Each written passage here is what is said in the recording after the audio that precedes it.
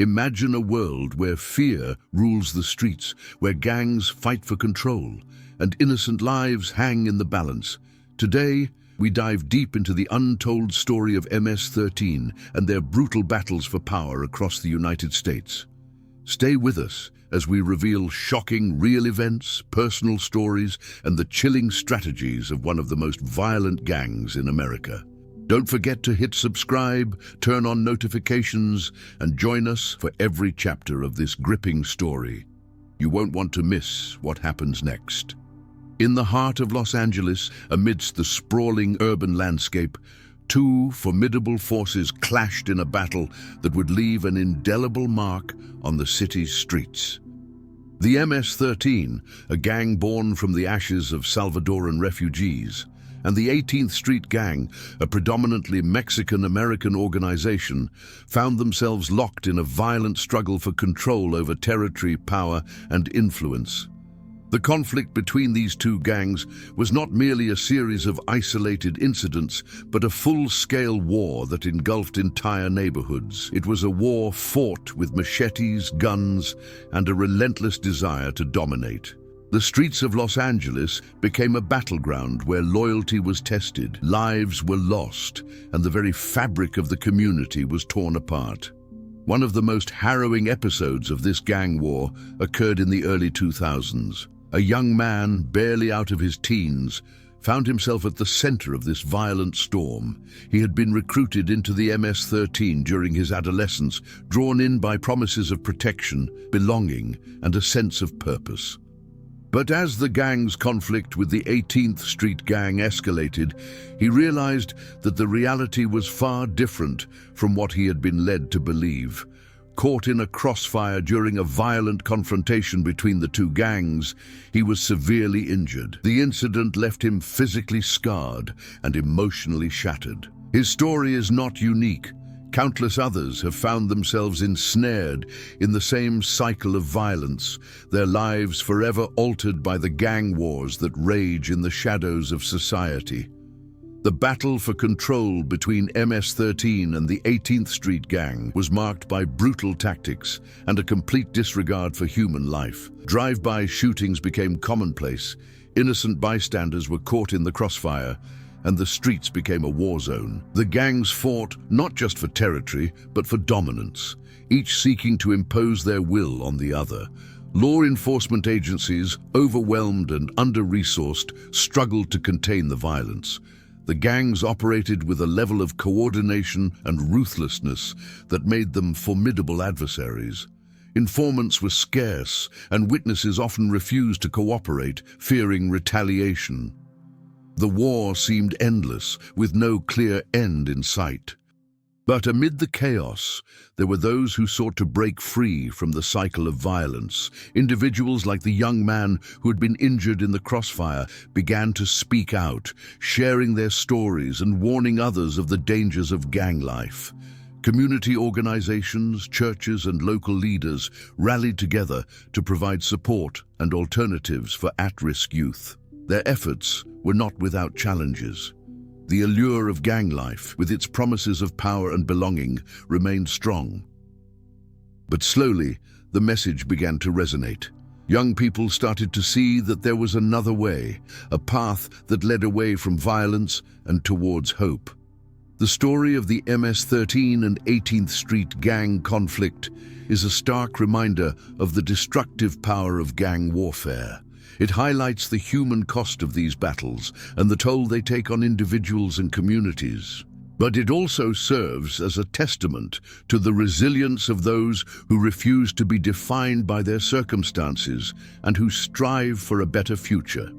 As we move forward, we'll delve deeper into the complexities of gang warfare, exploring the factors that fuel these conflicts and the efforts being made to bring about change. But for now, let this story stand as a poignant reminder of the need for compassion, understanding, and action in the face of adversity. In the suburbs of Maryland, far from the bustling streets of Los Angeles, where MS-13 first emerged, the gang was quietly establishing a new foothold. The exiled Salvadoran youths, who had been deported from the US after minor offenses, returned with a hardened mindset and lethal street experience. Maryland, with its growing immigrant neighborhoods and limited law enforcement attention, became fertile ground for expansion. But MS-13 was not alone. The 18th Street Gang and local neighborhood crews were already entrenched, controlling territory and drug markets. The stage was set for another bloody confrontation that would forever mark the lives of those caught in its crossfire. The conflict erupted over control of a small but strategically significant neighborhood in Prince George's County, where drugs, money, and influence intersected. MS-13 members, trained in brutal tactics and unflinching loyalty, sought to challenge the existing gangs. At the heart of this struggle was a teenager named Jose, who had recently crossed into gang life after his older brother was killed by a rival crew. Fueled by grief, anger, and a desire to belong, Jose became a key figure in MS-13's push to dominate the area. The first skirmishes were calculated and terrifying. MS-13 would target known hangouts of rival gang members, striking quickly before disappearing into the shadows. Their use of machetes and firearms was deliberate, meant not only to eliminate enemies, but to send a clear message. Territory would not be surrendered easily.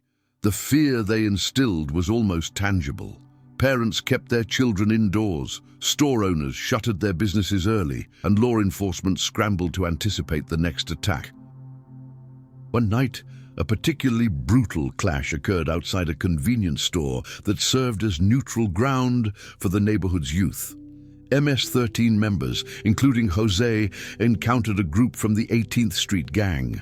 Words escalated to violence in seconds. Guns fired, machetes swung, and innocent bystanders scrambled for safety. Jose witnessed friends fall beside him, some screaming, others lifeless within minutes. Amid the chaos, he barely escaped with his life. The event was widely reported in local papers, but the reality on the ground was far worse than any headline could capture. Families were traumatized, community life was frozen in fear, and the cycle of violence intensified. The aftermath of such clashes was as devastating as the battles themselves. Arrests were few and often ineffective. Witnesses were too scared to testify, and members quickly adapted to avoid law enforcement detection. For Jose and many others, prison or deportation was a constant threat, but leaving the gang seemed impossible. MS-13 had cultivated an unbreakable sense of loyalty.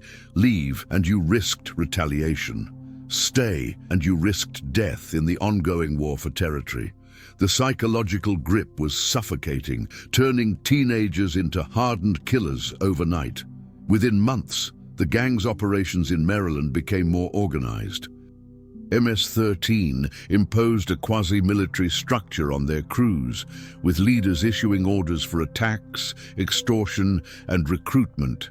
Initiations were ruthless. Newcomers had to participate in violent acts to prove loyalty, often against rival gangs. These rituals ensured that every member understood the stakes. Betrayal or hesitation could cost them their life. The 18th Street Gang, meanwhile, responded in kind, escalating the violence in an effort to maintain control. Maryland's suburban streets, which had once seemed safe, became a theater of terror. Yet even amid brutality, there were moments that revealed the human cost behind the headlines. Families mourned children they barely knew, torn between protecting them and fearing the gang's wrath. Jose's mother, once hopeful that her son would find a future outside violence, now sat in silence, watching him transform into a figure she barely recognized. Community members spoke of fear, isolation, and helplessness, while social services struggled to provide intervention. The human toll was immense, a reminder that gang warfare was not just about territory. It was about lives forever altered. Law enforcement efforts, though determined, were only partially successful. Special task forces conducted raids and investigations, capturing high-ranking members and temporarily disrupting operations. Yet MS-13's decentralized structure allowed the gang to continue. with younger members quickly stepping into vacated roles. The cycle of violence persisted, leaving neighborhoods in a state of constant tension.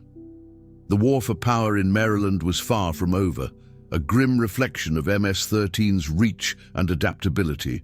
Jose's story, like those of countless others, encapsulates the complex web of loyalty, fear, and survival that defines MS-13's battles in the United States. The gang's war with the 18th Street Gang was not only a clash of criminal enterprises, but a battle for psychological dominance over communities.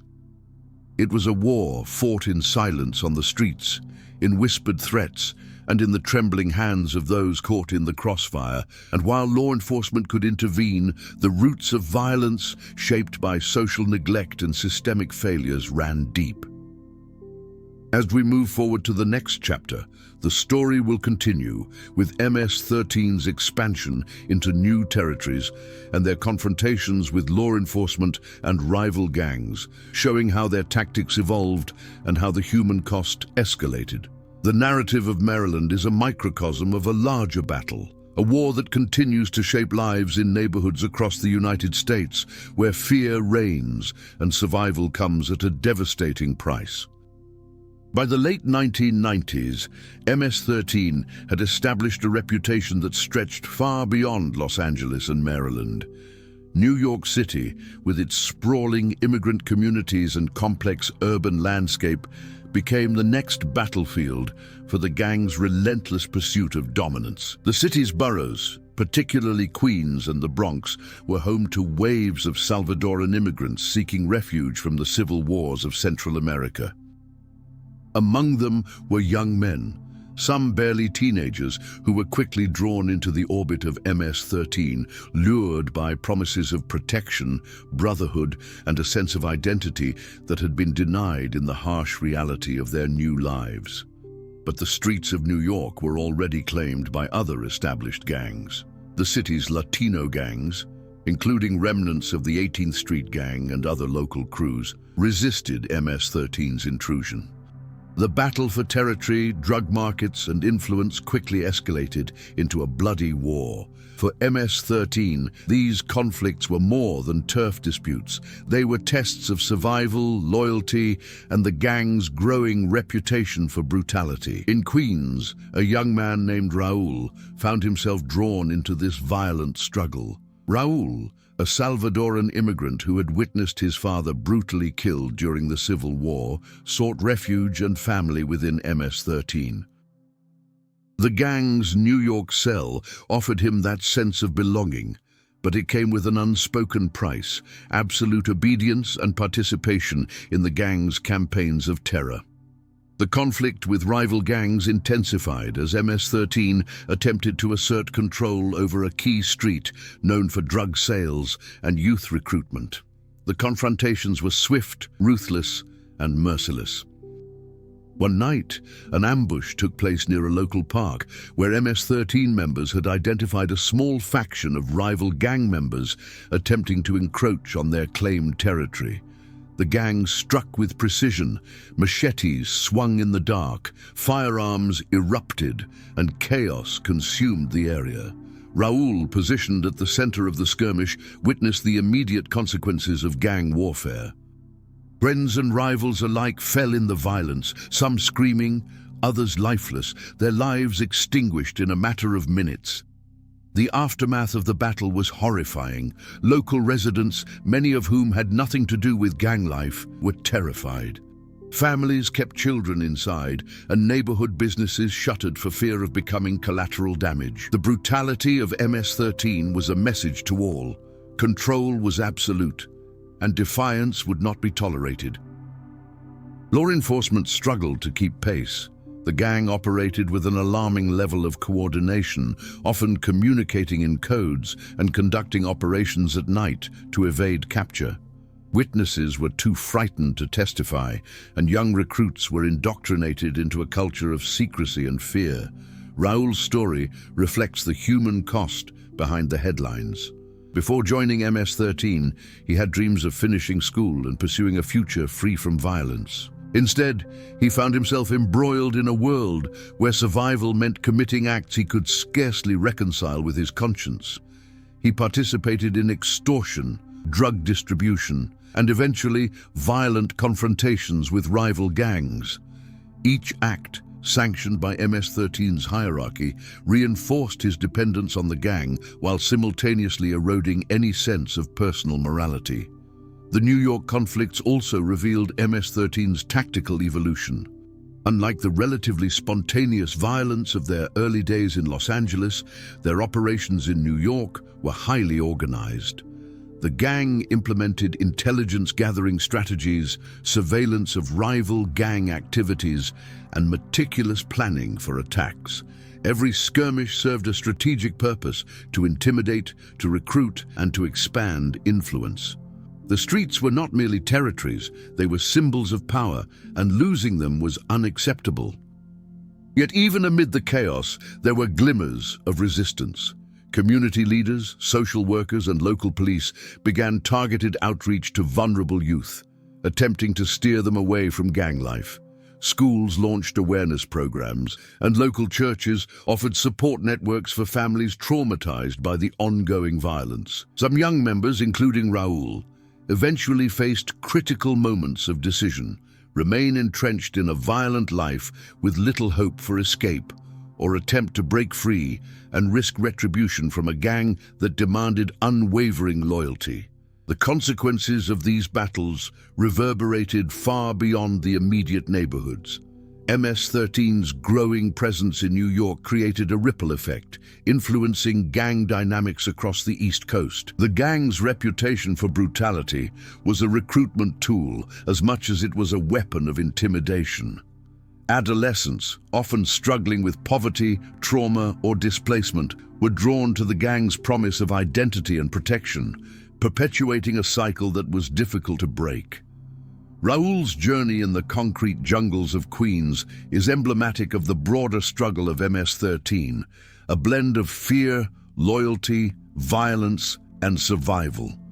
The New York chapter of their war against rival gangs demonstrates how the gang not only sought physical territory, but also the psychological control over communities. Their power was measured not just in numbers or weapons, but in the ability to instill fear and dictate behavior in neighborhoods that had once seemed safe. As the gang's influence grew, so too did the law enforcement response. Special task forces, federal investigations, and cross-jurisdictional cooperation began to target the gang's operations with greater intensity. Yet the human cost, the trauma, the lost lives, and the psychological scars on entire communities remained a haunting testament to the price paid in the name of gang warfare. MS-13's fight for dominance in New York was more than a clash of criminals. It was a story of survival, fear, and the profound consequences of a world where violence reigns unchecked. By the early 2000s, Long Island, New York had become a critical battleground in MS-13's expanding empire. What began as a small network of Salvadoran immigrants seeking solidarity quickly transformed into a highly organized gang capable of executing coordinated acts of terror. Unlike the streets of Queens or the Bronx, Long Island's suburban layout provided a different challenge and opportunity. Expansive neighborhoods, schools filled with vulnerable youth, and relatively low initial law enforcement attention. MS-13 saw this as an opening, but they were not the only gangs with eyes on the prize.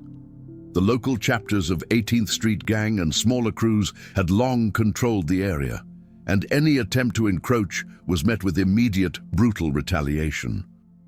The rivalry escalated into a fierce struggle for control of the drug trade, recruitment of teenagers, and territorial dominance. Violence became the language through which MS-13 communicated, using fear as a strategic tool to assert supremacy. Each act of brutality was a signal to rivals, neighbors, and law enforcement alike. MS-13 would not be challenged lightly. Among those drawn into this violent world was a teenager named Miguel, whose life had been marred by displacement and instability. His family had fled El Salvador when he was a child, seeking safety and opportunity in the United States. Yet the promise of a new life was quickly overshadowed by the harsh realities of poverty, discrimination, and social marginalization. When Miguel fell in with MS-13, he found a sense of belonging that had been missing for years. But he also discovered the cost of loyalty in a war-torn gang landscape, participation in unthinkable violence. One night, a violent encounter exemplified the intensity of the Long Island gang war. MS-13 members, including Miguel, targeted a known hangout of a rival gang. Weapons were drawn, machetes glinted under dim streetlights, and gunshots echoed through the neighborhood. The ambush was swift and merciless. Lives were lost, some instantly, others after prolonged attacks that left the survivors scarred both physically and psychologically. Local residents who had once felt safe behind their suburban fences were forced to confront the brutal reality. The war had reached their streets, and no one was immune. The impact of these conflicts extended far beyond the immediate victims. Families lived in constant fear, schools became environments of tension, and community life was paralyzed. Businesses closed early, neighbors whispered warnings to one another, and a culture of silence took hold. The psychological toll on children, parents, and adolescents like Miguel was immense, embedding a legacy of fear and trauma that would persist long after the immediate violence subsided. MS-13's strategy in Long Island demonstrated a chilling sophistication. The gang maintained a strict hierarchy, coordinated attacks, and leveraged intimidation as both a psychological and tactical weapon. New recruits were required to participate in violent acts as a rite of passage, ensuring obedience and reinforcing the gang's code. Retaliation was swift and uncompromising. Every attack, every murder, was both punishment and warning, a demonstration of control that rival gangs struggled to counteract. Miguel's personal journey in this environment illustrates the tragic consequences of gang warfare. He became both a perpetrator and a victim, participating in acts that violated his moral compass while also living under constant threat from rivals and law enforcement. His family watched helplessly as the young man they had tried to protect became ensnared in a violent cycle from which escape seemed impossible. The human cost of MS-13's territorial ambitions was laid bare, a stark reminder that gang wars are not abstract headlines. They are lived experiences with lasting consequences.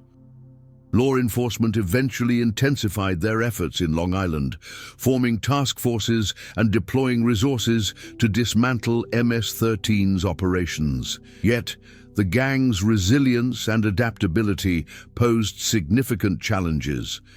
Members learned to operate discreetly, evade surveillance, and communicate through coded messages. Even with arrests and deportations, MS-13's structure allowed younger members to fill the ranks, perpetuating the cycle of violence. The suburban streets of Long Island, outwardly serene, masked a hidden war that raged in alleyways, schoolyards, and backstreets. Community efforts to counteract MS-13's influence also emerged, focusing on outreach, education, and rehabilitation.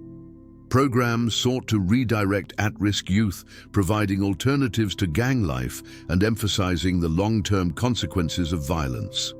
Yet these interventions often faced the formidable task of competing with a gang that had cultivated fear, loyalty, and identity in equal measure. The stories of individuals like Miguel became central to these programs, offering cautionary tales that highlighted the dangers of gang allegiance and the psychological grip MS-13 exerted over its members. The Long Island chapter of MS-13's war against rival gangs underscores a recurring truth. The conflict was as much about psychological domination as physical territory. Fear became both shield and weapon, enabling the gang to maintain control over communities and rival factions. The consequences: lost lives, shattered families, and traumatized neighborhoods. illustrate the human toll of gang warfare in the United States. As we prepare to explore the fifth chapter of this story, the narrative will expand to show how MS-13's conflicts with rivals became more sophisticated and violent, including high-profile federal interventions and the continuing human stories behind the headlines. Long Island serves as a vivid example of the destructive reach of MS-13 and the complex web of fear, loyalty, and survival that defines the gang's operations in America. By the mid-2000s, Northern Virginia had become a crucial extension of MS-13's operations along the East Coast. The region, with its sprawling suburbs, commuter towns, and pockets of immigrant communities, offered both opportunity and challenge. MS-13 members, often deported Salvadorans who had honed their violent skills in Los Angeles and other U.S. cities, sought to expand the gang's influence. But their ambitions collided with entrenched local gangs, particularly factions of the 18th Street Gang, creating a volatile environment where every street corner, park, and school could become a battlefield. The violence in Northern Virginia was swift, strategic, and merciless. The gang's members, trained in both psychological intimidation and physical brutality, executed attacks designed to send unambiguous messages to rivals and local residents alike. Public displays of violence, mutilations, drive-by shootings, and machete attacks became tools to assert control. It was not enough to simply eliminate opposition. MS-13's goal was to dominate fear itself, to show that resistance carried an immediate and terrifying cost. One young man, Carlos, exemplifies the human dimension of this conflict. He had arrived in Northern Virginia as a teenager, escaping the trauma of El Salvador's civil war and hoping for a peaceful life. Yet the social isolation, language barriers, and scarcity of opportunities left him vulnerable to MS-13's influence. Seeking identity and protection, he joined the gang, quickly becoming enmeshed in its violent operations. Carlos's initiation was brutal, a rite of passage that demanded participation in attacks on rival gang members, acts that would haunt him for years to come. A particularly harrowing incident occurred near a Northern Virginia shopping center, a public space that had once symbolized normal suburban life. MS-13 members, including Carlos, tracked rival gang members suspected of encroaching on their territory. What followed was a calculated ambush. Guns fired, machetes swung, and screams filled the night air. Innocent bystanders were caught in the chaos, some wounded, others permanently traumatized. Carlos survived, but the memory of friends falling beside him and civilians running for their lives would never leave him. The event underscored the brutal reality of MS-13's rise. Fear was the currency, and violence the method. The gang's control extended beyond the physical realm into psychological dominance. Residents learned quickly that silence was survival. Parents warned children not to stray near known gang hangouts. Store owners paid extortion fees or risked retaliation. Teens were recruited not just by promises of protection, but by the implicit threat of violence if they refused. MS-13's influence created a community-wide climate of fear, where law enforcement intervention was complicated by intimidation, witness reluctance, and the gang's sophisticated operations. Law enforcement eventually intensified efforts to curb MS-13's activities in Northern Virginia. Task forces were formed, surveillance increased, and undercover operations aimed to infiltrate the gang. Federal authorities began to coordinate with local police, recognizing the cross-jurisdictional nature of MS-13's operations. Arrests of high-ranking members temporarily disrupted the gang's operations, yet the decentralized structure allowed younger members to fill leadership roles, maintaining the cycle of violence.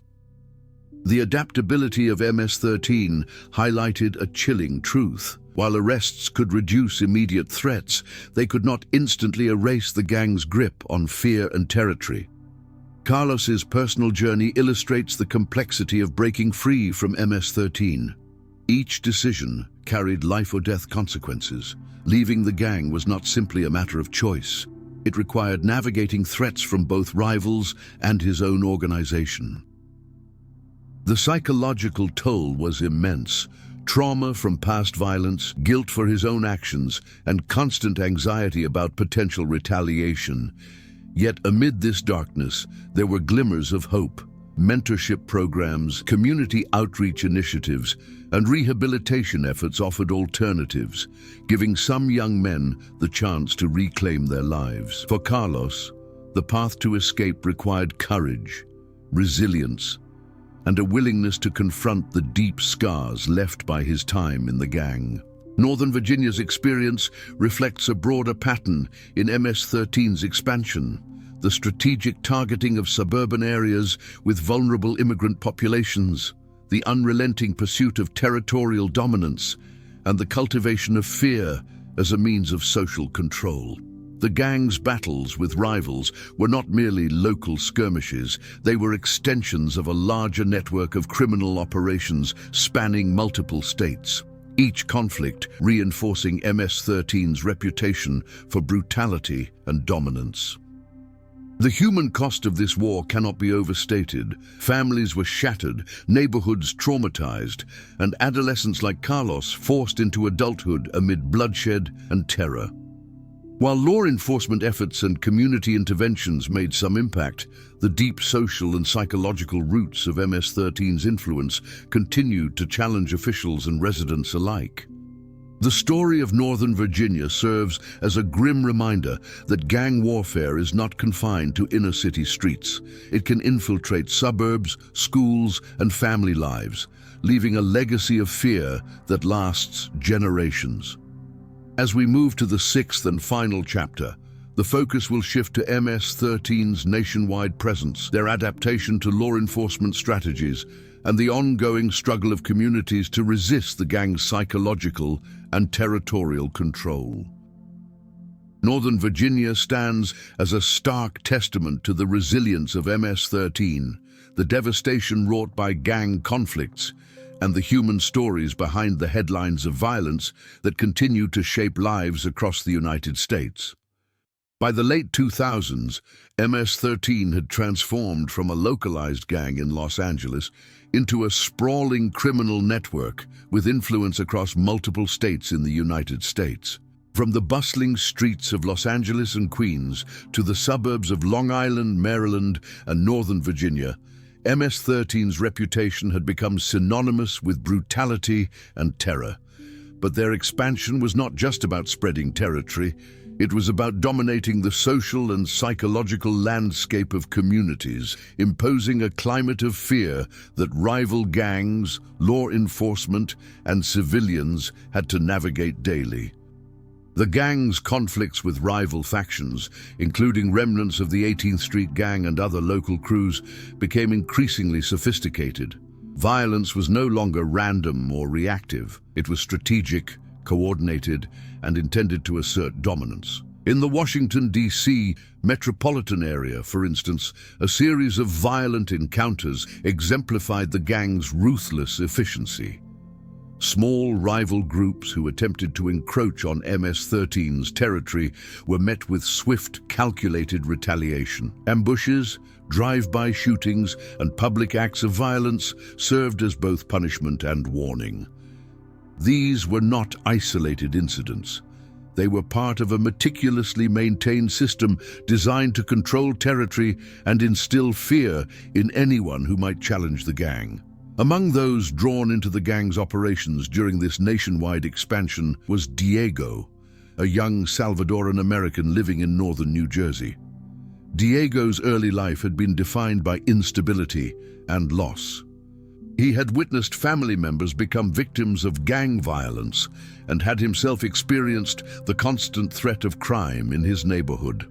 When MS-13 recruited him, the gang promised protection, camaraderie, and a sense of belonging that Diego had never felt before.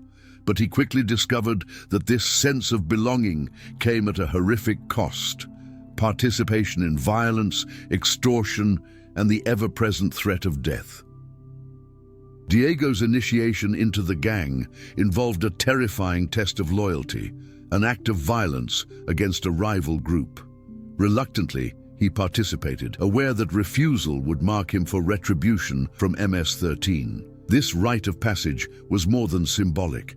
It was a psychological tool to bind members to the gang's code and to normalize brutality as a means of survival. Across the country, similar stories unfolded.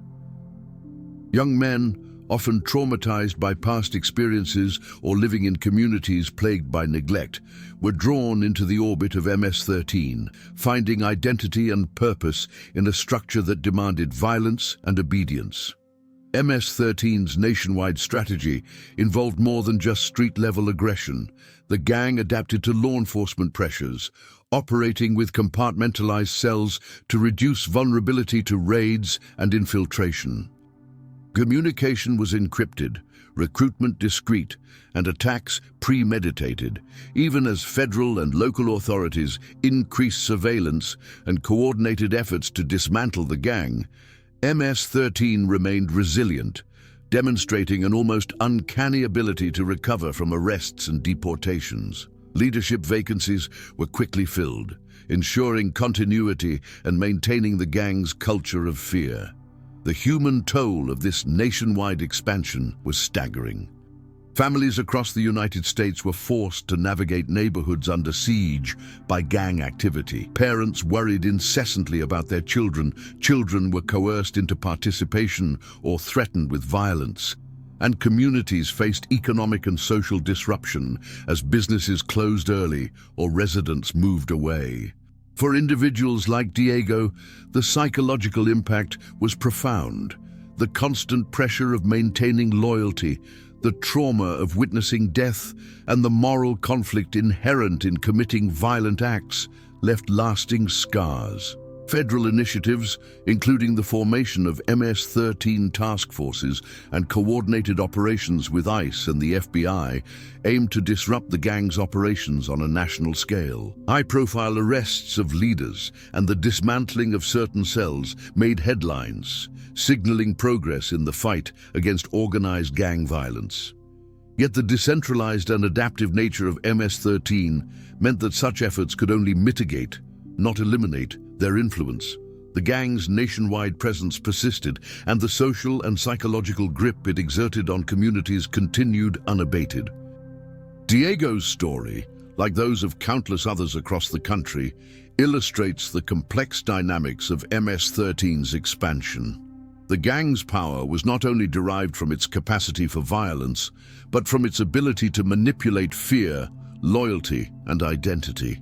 Communities were caught in the crossfire of this multi-state struggle, and the consequences were deeply personal and enduring. Each act of aggression, each territorial conquest, reinforced the gang's dominance and reminded everyone involved that MS-13's reach was vast and unrelenting. As the final chapter in this narrative, the nationwide perspective underscores a chilling truth. MS-13 is more than a gang. It is a phenomenon rooted in social neglect, displacement, and the human desire for identity and belonging.